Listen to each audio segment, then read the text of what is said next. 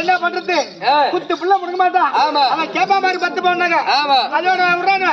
என்ன கோரி மூட்டை தூக்க மாட்டான் அவன் கேப்பா மாதிரி 100 போனாங்க அதோட விடுறானு இப்ப வண்டிலாம் வேற கேக்குறானு வண்டி அதான் அம்மா வாக்கா யமகா